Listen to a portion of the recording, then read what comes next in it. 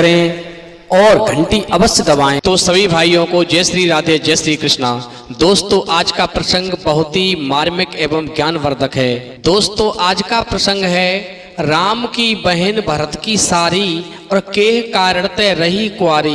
दोस्तों, बहुत ही रहस्यमयी प्रसंग है कि राम भरत भाई भाई थे, फिर राम की जो बहन थी वह भरत की साली कैसे बनी। तो प्रसंग शुरू करने से पहले मैं सभी भाइयों से अनुरोध करूंगा, यदि आप हमारे चैनल पर नए हैं तो प्लीज हमारे चैनल को सब्सक्राइब करें, लाइक करें, कमेंट करें, शेयर करें, क्योंकि आपका एक सब्सक्राइब हमारे लिए बहुत ही महत्व रखता है।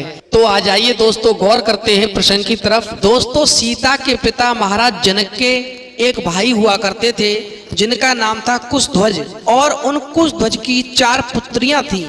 Number 1 Satyamati, number 2 Mandavi, number 3 Urmila और नंबर 4 श्रुतकीर्ति। अब दोस्तों आगे गौर करेंगे। महाराज जनक के अपनी कोई संतान नहीं थी। माता सीता तो साक्षात जगत जननी थी। वह तो महाराज जनक को एक खेत में एक घड़े से प्रकट हुई मिली थी और उनको अपनी पुत्री के रूप में स्वीकार करके उनका बड़े ही प्यार से पालन पोषण किया। अब दोस्तों आगे गौर करते हैं। महाराज जनक के जो भाई कुशध्वज थे, उनकी जो बेटी थी सत्यमती, वह लाडली भी थी, जिद्दी भी थी। एक बात और थी कि वह भगवान विष्णु की परम भक्त भी थी। तो दोस्तों, यदि राज परिवार में सबसे पहले किसी ने भगवान श्री राम को देखा तो वो सत्यमती ही थी, जो कुशध्वज की बड़ी बेटी थी। अब दोस्तों गौर करेंगे, जिस समय पर सीता स्वयंवर की तैयारियां चल रही थी और राम और लक्ष्मण अपने गुरु विश्वामित्र जी के साथ में जब सीता स्वयंवर देखने के लिए जा रहे थे, तो रास्ते में उन्हें वाजपेयी ऋषि का आश्रम मिला, जहां पर वह ठहरे। तो उस वाजपेयी आश्रम में उस समय पर विद्या सिखाई जाती थी। वो ऐसी विद्याएं होती थी पशु पक्षियों की भाषाओं को पहचान करके और उन्हीं की भाषाओं में उनसे बात करना। दोस्तों, राम और लक्ष्मण ने वाजपेयी ऋषि के आश्रम में पशु पक्षियों की भाषा का जब वहां अध्ययन किया तो सारी विद्या वहां पर उन्होंने 3 दिन में सीख ली। और उसी वाजपेयी के आश्रम में पशु पक्षियों की भाषा सीखने के लिए महाराज कुशध्वज की बड़ी पुत्री सत्यमती भी आई थी। दोस्तों, जो विद्या राम लक्ष्मण ने 3 दिन में सीख ली, वह सत्यमती महीनों में भी नहीं सीख पाई। दोस्तों, जब सत्यमती ने वाजपेयी ऋषि से ये बात पूछी कि ये दोनों राजकुमार कौन हैं, तो जब उन दोनों राजकुमारों के बारे में वाजपेयी ऋषि ने सत्यमती को बताया, तो उसी समय पर सत्यमती ने एक प्रतिज्ञा की, यदि मैं शादी करूंगी तो राम के साथ करूंगी, अन्यथा आजीवन कुंवारी रहूंगी। इस प्रकार दोस्तों, यदि भगवान श्री राम को सबसे पहले किसी ने देखा राजघराने में तो वो सत्यमती ने देखा था। उधर दोस्तों, जब भगवान श्री राम और लक्ष्मण पशु पक्षियों की भाषा सीखने के बाद में गुरु विश्वामित्र जी के साथ जब सीता स्वयंवर में पहुंचते हैं, दोस्तों उस स्वयंवर में बड़े बड़े बलशाली राजा बैठे हुए थे और भगवान शिव का धनुष रखा हुआ था। वहां पर शर्त रखी थी महाराज जनक ने, जो भी इस धनुष को तोड़ देगा उसके साथ में मैं सीता जी का विवाह करूंगा। दोस्तों, सीता स्वयंवर में राजाओं ने सीता जी को पाने के लिए बहुत ताकत लगाई। भगवान शिव के धनुष को उठाने के लिए, उठाने की बात तो छोड़ो, वो जितने भी राजा आए हुए थे वह धनुष को हिला भी नहीं सके। भगवान श्री राम ने गुरु विश्वामित्र की आज्ञा को पा करके तब उस धनुष का भंजन किया, यानी भगवान शिव के उस धनुष को तोड़ करके और सीता जी के साथ में विवाह किया।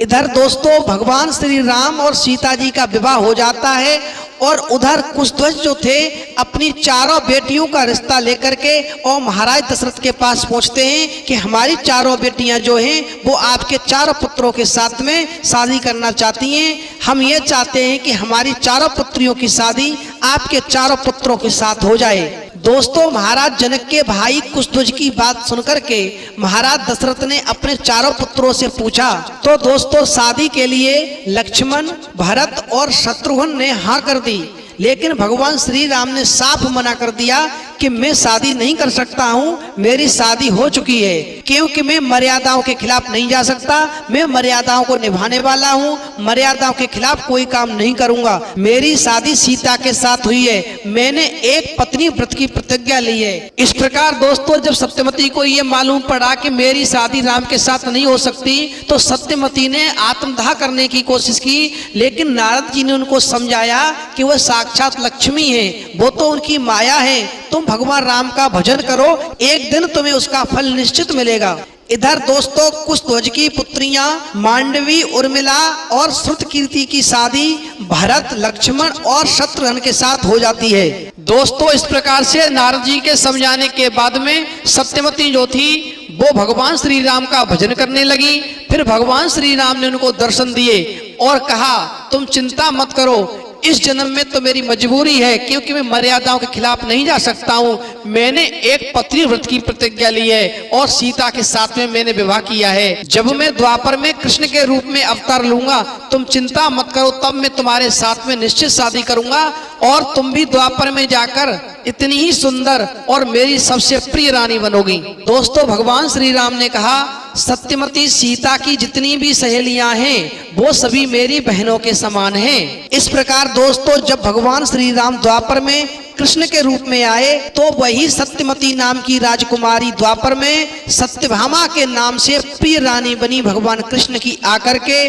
और त्रेता युग में दिया हुआ वचन भगवान श्री राम ने द्वापर में आकर के उस सत्यवती को सत्यभामा के रूप में अपना करके और उस वचन को पूरा किया। अब दोस्तों गौर करेंगे कि भगवान श्री राम ने राजकुमारी सत्यवती से कहा था कि सीता की जितनी भी सहेलियां हैं या जितनी भी उनकी उम्र की हैं वो सभी मेरी बहनों के समान हैं। इस प्रकार दोस्तों भगवान श्री राम ने सत्यवती को उस समय पर अपनी बहन के रूप में स्वीकार किया।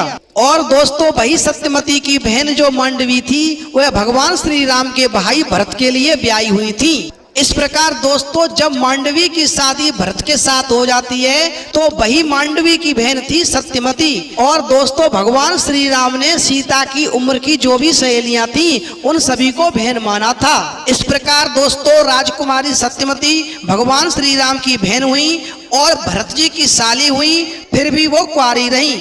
इस प्रकार दोस्तों राजकुमारी सत्यवती भगवान श्री राम की बहन हुई और भरत जी की साली हुई, फिर भी वो कुंवारी रही।